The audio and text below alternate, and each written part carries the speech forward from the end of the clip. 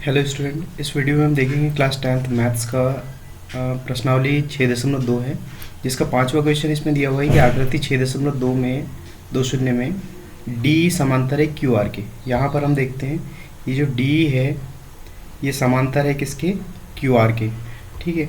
और D F समांतर है ओ आर के, तो डी एफ जो है वो समांतर है ओ आर के।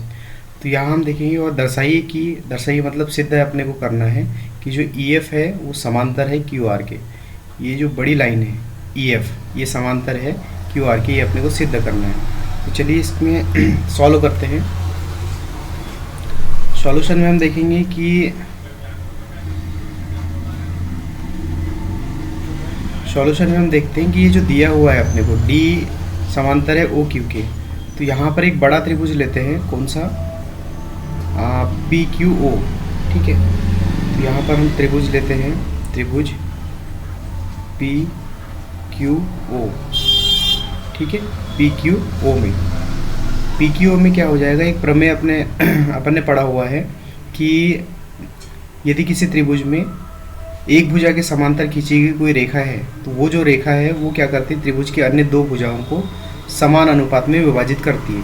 तो यहाँ हम लिख सकते हैं कौन सा, त्रिभुज पी ओ क्यू है ना, या पी क्यू ओ।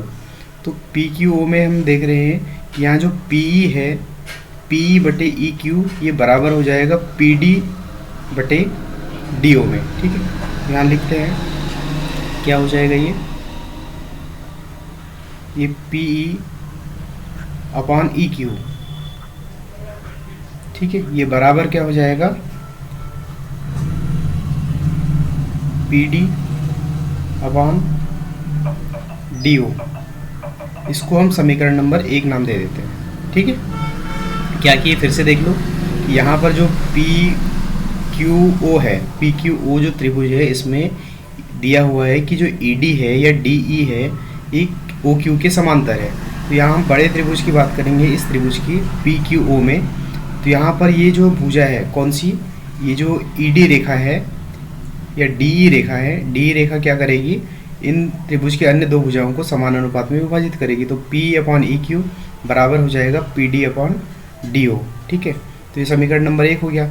अब अगला जो त्रिभुज है ये अपन देखते हैं कि पी ओ आर है ना, पी ओ आर, इसमें क्या हो जाएगा, इसमें दिया हुआ है कि डी एफ जो है समांतर है ओ आर के।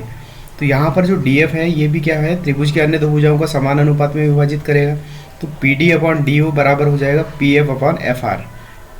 तो चलिए यहाँ पर देखते हैं कौन सा त्रिभुज ले लें, त्रिभुज पी आर ओ में, ठीक है। पी आर ओ में क्या हो जाएगा, इसमें लिखेंगे पी एफ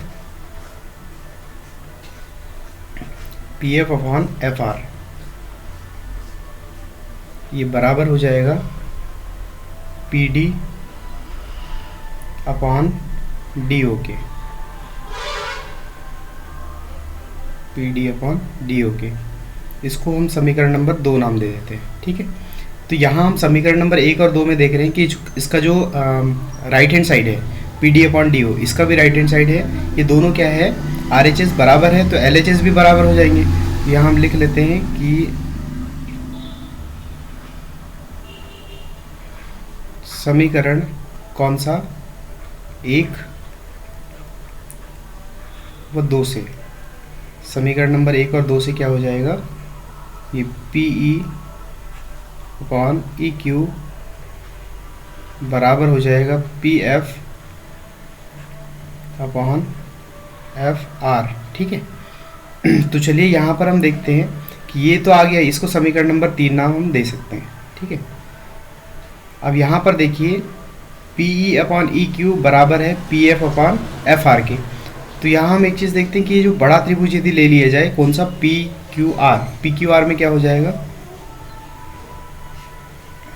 यहाँ पर देखिए यदि पी क्यू आर में ये भुजाएं हैं, यदि ये समान अनुपात में है, कौन सा, पी अपॉन ई क्यू बराबर है P F upon F are, तब क्या होगा, हमने एक प्रमेय पढ़ा हुआ है कि यदि किसी त्रिभुज में यदि कोई भी यदि रेखा है, तो यहाँ पर हम मान लेते हैं कि जो ई एफ रेखा है बड़े त्रिभुज में पी क्यू आर में, यदि ई एफ रेखा ये क्या कर रही है, इन दोनों जो भुजाएं हैं त्रिभुज की दो भुजाओं को समान अनुपात में विभाजित करती है, तो वह जो रेखा है वो तीसरी भुजा के या त्रिभुज की तीसरी भुजा के समांतर होती है। ठीक है, तो हम देखेंगे यहाँ पर त्रिभुज कौन सा, पी क्यू आर में, त्रिभुज पी क्यू आर में क्या हो जाएगा, चूंकि पी ई बटे ई क्यू ये बराबर है P F upon F are के। ठीक है, P F upon F are के, इसलिए क्या हो जाएगा, अब इनको बांटने वाली कौन सी रेखा है, ये जो त्रिभुज की अन्य दो भुजाएं हैं इनको बांटने वाली कौन सी रेखा है, ये ई एफ रेखा है। ठीक है, सीधी रेखा ई एफ है, ये ई एफ क्या हो जाएगी, क्यू आर के समांतर हो जाएगी। इसलिए यहाँ पर लिखेंगे कि जो ई एफ है,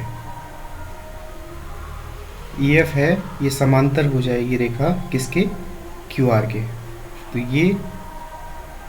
ये सिद्ध हो जाएगा। ठीक है, ओके, थैंक यू।